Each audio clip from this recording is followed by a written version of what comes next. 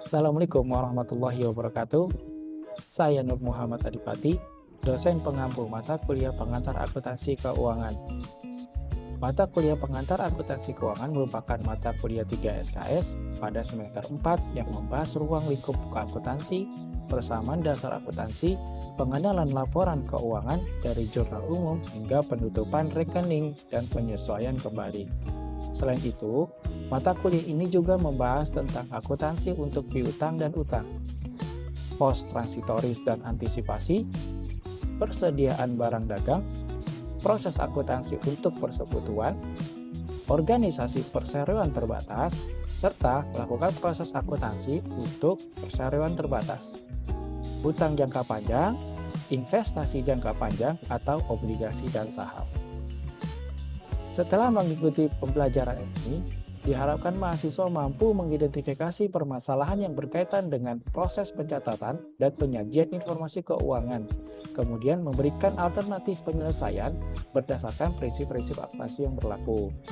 Sesuai dengan program studi ini, nantinya mahasiswa dapat memperbaiki proses pengolahan informasi akuntansi seperti pemanfaatan aplikasi akuntansi atau sistem informasi akuntansi sederhana agar informasi keuangan menjadi lebih baik lagi. Pada video ini, saya akan menyampaikan materi tentang proses pencatatan yang mencakup tentang proses pembuatan jurnal, buku besar, hingga pembuatan neraca saldo. Perkuliahan dilakukan secara asinkronus dengan menggunakan aplikasi Zoom Meeting. Metode pembelajaran yang digunakan adalah case-based learning melalui analisis kasus siklus pencatatan akuntansi. Berikut video pembelajarannya. Assalamualaikum warahmatullahi wabarakatuh, teman-teman. Waalaikumsalam warahmatullahi Oke, wabarakatuh. apa kabar semuanya? Alhamdulillah Baik, baik, Pak. baik Pak. Alhamdulillah. Oke, kita mulai perkuliahan ini. Materi kita hari ini adalah tentang proses pencatatan. Kita bisa lihat di sini, proses pencatatan itu ada 3 tahap. Yang pertama adalah tahap filter atau di sini transaksi. Yang kedua tahap penjurnalan. Yang ketiga adalah tahap pemindah bukuan. Itu proses pencatatan. Yang pertama adalah analisis transaksi. Apa itu? Jadi yang pertama adalah kita menganalisis sebuah transaksi. Transaksi apa? Ini bisa dilihat di sini. Misalkan ada faktur, ada cek, ada apalagi kwitansi, ada stroke. Nah, itu kita analisa. Kita analisa kira-kira ini pengeluaran, kira-kira ini pemasukan, atau ini utang, atau dan lainnya. Kita lihat gitu. Kita analisa terkait jenis-jenis akunnya. Akun apa aja yang termasuk dalam stroke ini, dalam faktur ini. Nah, kita lihat dari situ. Ya, beli ke material, dapat nota. Nah, nota itu kita lihat ada cat 30.000, semen 10.000. Nah, berarti apa nih kita analisa dari dari nota tersebut? Oh, saya habis ngeluarin uang.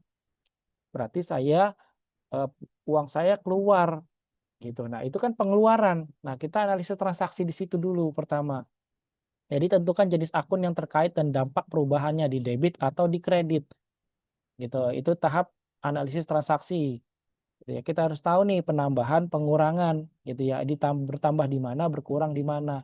Nah, selanjutnya tahap kedua ketika kita sudah tahu apa yang berkurang dan apa yang bertambah dalam akun-akunnya, selanjutnya adalah penjurnalan. Kita jurnal gitu. Ada formatnya, jurnal itu ada format khusus.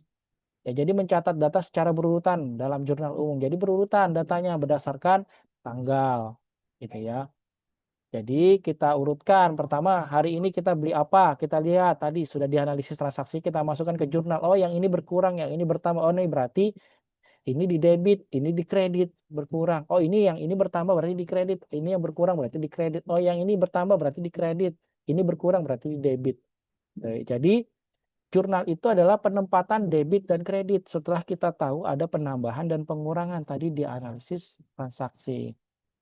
Nah, setelah kita sudah tahu, kita sudah buat kronologinya dari tanggal 1, 2, 3 berurutan gitu ya. Tanggal 1, 2, 3 dan seterusnya. Kita sudah isi sampai 1 bulan misalkan gitu ya, debit kreditnya, transaksinya gitu ya. Kemudian kita pindah buku. Nah, pindah buku ini adalah kita memverifikasi. Kita gitu, atau bukan, mengklasifikasikan gitu ya. Kita mengklasifikasikan mana akun-akun, ya kita pisahkan tuh. Tadi kan di jurnal itu masih gabung tuh, masih secara berurutan gitu, urutan tanggal 1, 2. Nah, tapi kalau di pembukuan adalah kita klasifikasi berdasarkan akun gitu. Mana akun kas, kas aja, mana akun utang, utangnya aja yang dimasukkan gitu ya. Kita punya akun kas, kita cari di jurnal. Akun kas aja yang kita masukkan. Oh, ada nih akun kas nih di debit, kita masukkan di debit. Oh, ada nih akun kas nih di kredit, kita masukkan di kredit. Kita ada akun utang gitu ya. Oh, ada nih utang di tanggal sekian, masuknya di kredit misalkan. Oh, di kredit. Oh, ada nih utang misalkan, masuknya di debit misalkan gitu ya. Kita masukkan. Jadi khusus pemindah bukuan itu adalah mengklasifikasikan dari jurnal. Jurnal itu ya kita ambil, kita serap dari transaksi. Berdasarkan tadi yang sudah kita tahu dampaknya, yang bertambah mana, yang berkurang mana, baru kita buat jurnal. Setelah kita buat jurnal, kita sesuaikan akunnya, kita masukkan, menempatkan ke pemindah bukuan sesuai dengan akun masing-masing. Ya, itu kurang lebih adalah tahapan proses pencatatan dari transaksi, penjurnalan, dan pemindah bukuan. Nah, ini jurnal, kita jelaskan jurnal. Jadi jurnal itu buku ya, jurnal asli. Jadi maksudnya jurnal itu punya format sendiri, formatnya. Penulisan jurnal itu punya formatnya tersendiri. Tadi di jurnal itu sudah pasti ada akun debit, ada akun kredit. Gitu. Di debit di kiri, kredit di kanan. Itu sudah pasti, nggak akan berubah. Gitu ya. Walaupun nanti nggak ada tulisan debit kredit, tapi sudah pasti ketika kita sudah sering menjurnal, kita orang akuntansi gitu ya. Kalau misalkan orang akuntansi, udah pasti tahu. Gitu. Kalau misalkan orang akuntansi udah pasti tahu, di kiri itu debit, di kanan itu kredit. Walaupun nggak ada tulisannya, nggak ada judulnya gitu ya, di dalam format jurnal. Oke, kemudian transaksi dicatat sesuai kronologis tadi, urutan kronologis. Jadi sesuai dengan transaksinya. Ada transaksi hari Senin, tanggal 1 ya kita itu dulu yang kita catat, tanggal 2, tanggal 3, tanggal 4 terus gitu ya. Ya jadi maksudnya seperti itu dicatat sesuai kronologi jadi per tanggal. Jadi ketika kita mencari sesuatu itu gampang, ketika kita trace back gitu ya, ketika jadi laporan keuangan, kita mundur ya, kita cari mundur gitu ya, trace back. Nah jadi kalau berurutan itu mudah dicari. Tuh. Oke, coba kita masuk dalam contoh penjurnalan di sini. Penjurnal mencatat data transaksi dalam jurnal. Oke. Yang pertama 1 Juli. Ya, Sai Company membeli truk pengangkutan seharga 420.000. Perusahaan ini membayar tunai 240.000 sekarang dan setuju untuk membayar sisanya 180.000 kemudian. Nah, di sini bisa kalian lihat si company ini ya membeli truk seharga 420 tapi dibayarnya baru 240. Nah, berarti membayar tunai artinya uang mereka keluar secara tunai yaitu 240.000. Tapi sisanya belum dibayar. Berarti artinya apa? Artinya utang. Baru dibayar 240.000, kemudian sisanya belum dibayar. Berarti artinya apa? Utang. Nah, di sini berarti ada kas yang keluar, artinya kasnya berkurang. Ya tadinya. Kemudian ada dia setuju untuk membayar sisanya 180. Setuju, dia baru setuju membayar sisanya. Berarti tandanya belum dibayar. Artinya utang, utangnya bertambah 180. Oke, coba kita cek. Oke, nah jadi di sini pada 1 Juli 2014 peralatan ya PT Sai itu bertambah 420. Dia membeli truk 420 ya. Kemudian karena dia membeli truknya secara eh, utang dan ada tunai, berarti ada dua nih akun yang terdampak, yaitu apa? Yang tunai itu berarti akun yang terdampak ada kas. Kasnya berkurang, yaitu 240. Kalau kas berkurang di mana? Di kredit. Berarti tempatkan ini di kredit. Ya. Kemudian tadi dia ada kas, ada juga pembayarannya setuju 180 dibayarkan nanti. Berarti utang, ada utang yang bertambah. Utang yang bertambah di mana? Di kredit. 180. Berarti ada akun yang terdampak di sini adalah peralatan bertambah 420.000, kemudian kasnya berkurang 240.000, kemudian utangnya berkurang 180.000.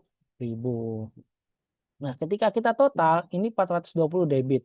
Kreditnya 240 tambah 180.000. Hasilnya adalah 420.000 sama. gitu. Itu yang dimaksud adalah dapat dibandingkan. Kalau ada yang beda, berarti ada yang salah di sini. Kalau ini sama, sudah dipastikan sesuai. Tuh. Ya, jadi di sini membeli truk dengan tunai, sisanya adalah dengan kredit. Nah, setelah itu, ya tadi kita sudah analisis transaksinya, kita sudah membuat jurnal. Proses pencatatan selanjutnya adalah buku besar. Kita klasifikasikan. Tadi itu dari jurnal yang tadi, kita klasifikasikan tadi berdasarkan tanggal, jurnal itu berdasarkan tanggal kronologi. Nah, kalau buku besar ini berdasarkan akun. Kita klasifikasikan berdasarkan akun. Yang tadinya berdasarkan tanggal, campuran semua akunnya, kemudian kita serap gitu, kita filter bahasanya berdasarkan akun gitu ya. Jadi di sini bisa dilihat ya. Jadi ini ibaratnya adalah laci gitu ya. Di sini laci, laci peralatan, tanah, perlengkapan kas, ini utang gitu ya. Ini beban pendapatan. Nah, dari laci-laci ini dari jurnal tadi kita ambil tuh akunnya satu kas, oke. Oh, ini akun kas nih tanggal 1 kita masukkan ke akun kas. Oh, ini ada utang usaha nih tanggal 5 kita masukkan ke utang usaha. Oh, ini ada dividen nih di tanggal 10 kita masukkan angkanya ke dividen. Nah, seperti itu kurang lebih buku besar kita klasifikasikan. Jadi buku besar ini berisi kelompok akun yang dikelola. Tuh, kita lanjut. Nah, di sini pemindah bukuannya bagaimana caranya? Ya. Jadi di sini jurnal umum tadi, kas pada modal saham 15.000 gitu ya. Nah, di sini bisa dilihat kasnya ada di debit, modal sahamnya ada di kredit gitu ya. Nah, ini kita masukkan ke dalam buku besar tadi, ke buku besar itu adalah berarti kita mengklasifikasikan. Tadinya berdasarkan tanggal, sekarang berdasarkan akun. Oke, kasnya 15.000 di debit. Nah, kita masukkan ke akun kas gitu ya. Oke, kita masukkan ke akun kas tanggal 1 adanya di debit, kita masukkan di debit. Oke, saldonya berarti 15.000 karena baru satu nih. Saldonya 15.000 berarti di sini debitnya 15.000 berarti saldonya 15.000. Ada modal saham 15.000 ya. Kita masukkan ke akun saham, modal saham 15.000 ada di mana? Di kredit, kita masukkan di kredit. Gitu ya. Nah, ini tadi berdasarkan bertanggal ke buku besar jadi berdasarkan akun. Nah, ini contoh buku besar 3 kolom. Nah, misalkan di sini tadi sudah penuh nih akun kasnya dari tanggal 1 sampai tinggal 30. Tanggal 1 25, tanggal 2 8.000 di kredit, kemudian tanggal 3 4.200 debit, kemudian selanjutnya 7.500 debit, selanjutnya kredit. Nah, artinya apa kalau misalkan orang akuntansi melihat ini, debit, oh berarti kasnya bertambah nih 25.000. Oh, tanggal selanjutnya kas berkurang nih dipakai 8.000. Selanjutnya ada bertambah lagi nih kas 2 kali. Oh, selanjutnya ada lagi berkurang 3 kali. Nah, tinggal kita jumlahkan 25.000 tadi saldonya. Berkurang 8.000 berarti tinggal 17.000. Bertambah lagi nih. Nah, berarti bertambah 28.000. Berkurang lagi total ini nih. Jadi sisanya tinggal 9.450. Ini berarti sisa dari kas di akhir bulan Juni gitu ya, 940.000. Seperti itu untuk perhitungannya. Jadi kita harus tahu nih, kas ini bertambah akun ini ya. Jadi sebuah akun itu kita harus tahu akun di debit itu bertambah atau berkurang, di kredit itu bertambah atau berkurang. Oke, nah sekarang kita masuk ke dalam contoh ya. Saya berikan satu contoh nih, nanti kalian coba menjawab ya untuk contoh berikutnya. Pada tanggal 1 Oktober, Yaziki menginvestasikan uang tunai sebesar 10.000 pada agensi periklanan yang disebut Pioneer Advertising Agency. Nah, analisisnya ya aset kas bertambah 10.000, ekuitas ya bertambah 10.000. Dari mana? Di sini bisa lihat tadi kayak contoh sebelumnya, dia menginvestasikan uang tunai, ada uang dari luar masuk. Ya, ada uang dari luar masuk sebesar 10.000 ya. Nah, kalau belum masuk otomatis apa yang terdampak? Modalnya terdampak bertambah. Kalau modal bertambah berarti selanjutnya apa yang terdampak? Yaitu kasnya. Jadi analisis persamaannya adalah kasnya bertambah 10.000, modalnya bertambah 10.000. Kita sudah tahu nih, ya kan analisis persamaannya Oke, pertamanya ya 10.000, kemudian modalnya 10.000. Kita lanjut ke jurnal. Ya jurnalnya otomatis karena kita sudah tahu kasnya bertambah, ya jadi modalnya juga bertambah berarti kas pada modal yaitu 10.000. Kasnya di debit, modal sahamnya di kredit. Ya. Nah, jadi setelah ini kita sudah dapat nih analisisnya kita sudah tahu, kemudian sudah kita ubah menjadi jurnal. Nah, dari jurnal kita ubah menjadi pemindah bukuan yaitu buku besar. Kita masukkan kasnya berapa? 10.000 di mana? Di debit. Oke, kita masukkan kas 10.000 debit. Kemudian modal saham di mana? Dalam 10.000 di kredit, kita masukkan ke modal saham tanggal 1 di debit. Nah, ini yang tadi saya bilang orang akuntansi itu walaupun tidak ditulis debit kredit, itu pasti sudah paham di kiri debit, di kanan kredit. Ini juga di kiri debit, di kanan kredit gitu.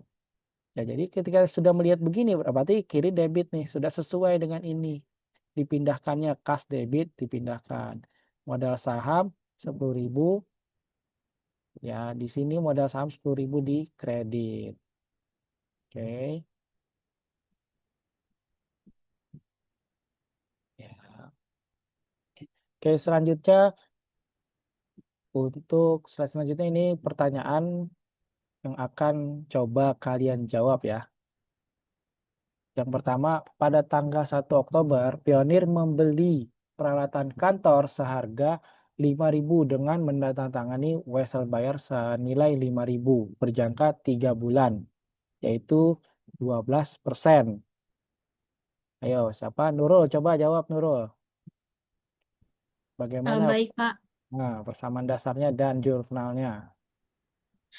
Untuk aset bertambah 5.000 di debit dan wesel bayar pada liabilitas bertambah di kredit 5.000, Pak. Oke, jadi jurnalnya Peralatan 5.000 di debit dan wesel bayar di kredit 5.000. oke. Coba kita cek. Ya. Jadi di sini bisa dilihat ya persamaannya peralatannya bertambah, weselnya juga bertambah. Kemudian selanjutnya di jurnal berarti peralatan pada debit bertambah yaitu 5.000, kemudian weselnya bertambah pada kredit 5.000. Nah, dari sini kita sudah dapat nih analisis persamaannya dan jurnalnya. Kemudian kita tinggal klasifikasikan ke dalam buku besar yaitu tinggal dimasukkan aja peralatan. Oke, ke akun peralatan ya ibaratnya kita ambil angkanya kita masukkan gitu ya, plung gitu ya. Iya, jadi ke debit 5.000. Wesel bayar, kita ambil nih 5.000-nya kita masukkan ke kantong wesel bayar. Sesuai dengan ini posisinya kredit, kita masukkan plung gitu 5.000. Ya, jadi seperti itu. Jadi analisisnya ya akun yang terdampaknya apa, kemudian jurnalnya di posisi debit dan kreditnya apa, kemudian di buku besar. Ya, kita masukkan berdasarkan akunnya. Oke, selanjutnya pertanyaan selanjutnya. Pada tanggal 3 Oktober, Pionir membayar sewa kantor untuk bulan Oktober tunai sebesar 900. Oke, siapa Yumna? Baik, Pak. Eh, Kasnya berkurang 900, lalu bebannya kurang 900. Untuk Oke, jurnalnya yaitu sewanya di debit 100, paknya di kredit 900. oke, coba. Sudah, Pak. Oke. Nah, jadi betul ya. Jadi asetnya yaitu kasnya berkurang 900, kemudian bebannya berkurang 900. Nah, sini sudah terlihat akun yang terdampak. Selanjutnya kita cek ya. Kita analisa ke dalam jurnal. Jurnalnya jika bebannya ya berkurang di sini 900 artinya adalah di sini dia membayar gitu, membayar beban. Ya di sini bebannya di debit. Kemudian kasnya berkurang artinya kasnya keluar. Kalau kas keluar adanya di kredit. Oke, beban pada kas. Nah, sekarang kita tinggal masukkan ke dalam buku besar sesuai dengan posisinya. Beban sewa 900, oh berarti di debit. Masukkan beban sewa di debit. Kasnya 900 dikredit, oh kita masukkan tanggal 3 Oktober dikredit 900. Oke, ini sudah ada 3 tanggal ceritanya di sini. Ya, di kas. Pada tanggal 5 Oktober, Pionir membeli perlengkapan materi iklan untuk perkiraan waktu 3 bulan secara kredit dari Aero Supply senilai 2.500. Oke, selanjutnya Risma ya.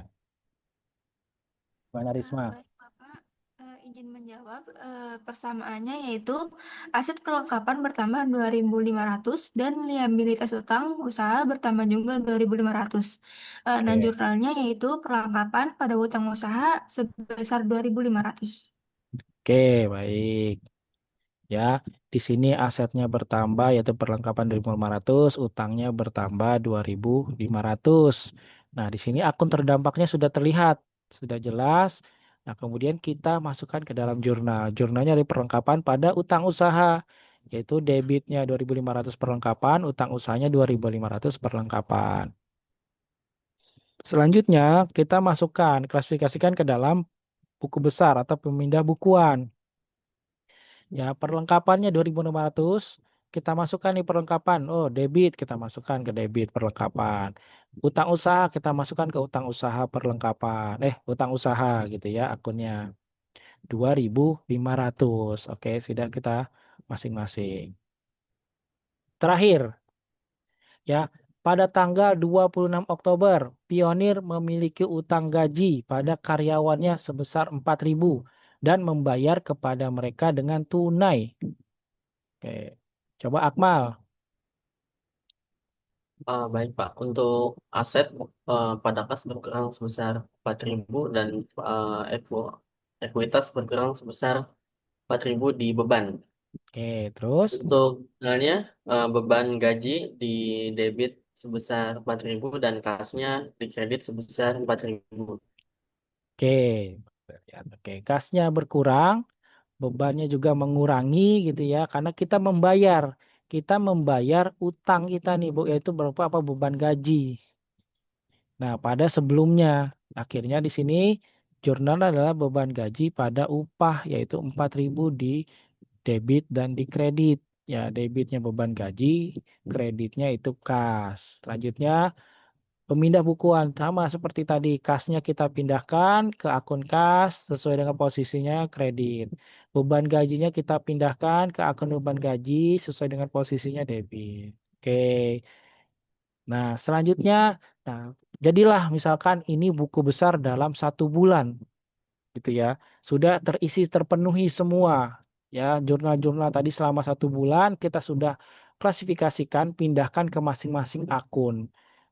Setelah kita itu lihat, yaitu kemudian kita jumlahkan sisa akhir bulan, yaitu kasnya adalah 15.200, perlengkapannya 2.500, asuransinya 600, peralatannya 5.000 dan seterusnya gitu ya. Kita lihat saldo akhir dari semua akun gitu ya. Untuk apa saldo akhir semua akun ini?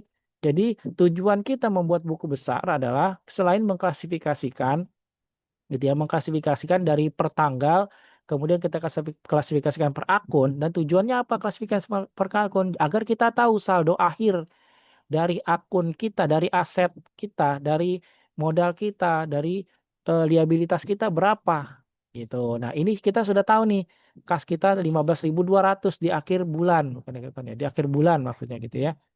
Di akhir bulan gitu ya, 15.200 gitu. Nah, perlengkapan 2.500 ini untuk di akhir bulan. Jadi kita sudah mengetahui nih, ya, posisi akun-akun kita di akhir bulan kita sudah tahu. Gitu ya. Ini ada di debit, ini berarti ada di debit kasnya, asuransinya ada di debit, posisinya peralatan di debit, weselnya di kredit. Nah, ini setelah kita sudah mengetahui saldo akhir bulan pada setiap akun, selanjutnya apa? Gitu ya. Selanjutnya kita buat neraca saldo. Neraca saldo. Posisinya bagaimana untuk urutan neraca saldo ini? Posisi dari neraca saldo ini adalah harta sama dengan utang ditambah modal. Itu posisinya. Ya, neraca saldo. Nah, di sini apa harta? Harta itu ada kas, peralatan, ya berupa aset gitu ya. Kemudian asuransi, peralatan. Nah, kemudian utang apa? Jenisnya wesel bayar, utang usaha. Nah, kemudian modal apa? Di sini masuk nih. Ini pendapatan jasa dibayar di muka nih, ini juga termasuk utang. Karena kenapa? Karena kita sudah dapat bayaran tapi belum mengerjakan, itu termasuk utang. Nah, jadi kemudian apa tadi? Modal, kemudian dividen, nah kemudian pendapatan beban. Ini posisinya ya. Seperti ini, sudah pasti. Nah, tinggal kita ikuti tadi tuh sisa-sisa tadi tuh, sisa-sisa di buku besar. Di debit tadi kasnya berapa di debit? 15.200. Tadi sisa-sisanya akun-akunnya ada apa aja? Tinggal kita masukkan kemari. Tadi kas 15.200 kita masukkan di debit. Tadi ada perlengkapan 2.000 kita masukkan. Kita tempatkan sesuai dengan posisinya gitu ya. Dari saldo pada umumnya gitu ya. Jadi posisi normal biasanya bahasanya seperti itu. Normalnya kas itu ya pasti di debit. Kalau di kredit oh berarti minus gitu kan gak normal. Normalnya adalah kasnya di sini gitu ya. Jadi posisi normal dari masing-masing akun. Nah, udah otomatis ini pasti balance. Kalau nggak balance gimana? Pasti ada kesalahan. Nah, disinilah letak kita bisa melihat wah ada kesalahan nih, kita trace back, kita mundurin. Apa nih yang salah di sini? Oh, di sini nggak kelihatan. Kita trace back lagi di jurnal. Oh, ini nah itu namanya trace back. Kita cek mundur gitu. Kenapa bisa nggak sama gitu ya? Harusnya adalah sama. Karena apa? Karena setiap jurnal ini kan jumlahnya sama, kiri sama kanan kredit. Kredit sama debit sama. Kemudian di sini juga harusnya sesuai dengan angka-angka yang di jurnal yang sama itu. Nah, ketika di sini harusnya juga sama. Oke, itulah kurang lebih proses pencatatan dari transaksi, buktinya, jurnal, pemindah bukuan atau buku besar, dan sekarang neraca saldo. Selanjutnya adalah latihan studi kasus. Jadi Bapak Suratno adalah seorang dokter gigi yang memiliki izin praktek selama bulan pertama operasional prakteknya terdapat kejadian dan transaksi berikut. Nih, ya. Nah, ini transaksi-transaksinya nih bisa kalian pahami, kalian analisa apa akun yang terdampak, kemudian jurnalnya apa, kemudian buku besarnya apa, dan hasilnya bagaimana di neraca saldo di setiap transaksi tersebut. Nah, dibuatlah jurnal transaksi, pemindah bukuan tadi, kemudian neraca saldonya. Ya, tugas ini akan kita presentasikan di pertemuan berikutnya. Jadi kalian perhatikan tadi yang sudah kita pelajari, coba kalian resapi lagi, kalian analisa lagi, kalian pahami lagi, ulang lagi gitu ya. Bagaimana pembuatan jurnal, bagaimana pembukuan atau pemindah bukuan, ya buku besar, kemudian neraca saldo. Besok ya pertemuan selanjutnya akan dipresentasikan. Sampai sini ada pertanyaan? Tidak ada, Tidak ada, Pak. Pak. Ya, Pak. Baik, kalau tidak pertanyaan, kuliah kita selesai sampai sini. Terima kasih untuk teman-teman. Ya, semoga sehat-sehat. Kita akhiri kuliah ini. Assalamualaikum warahmatullahi wabarakatuh.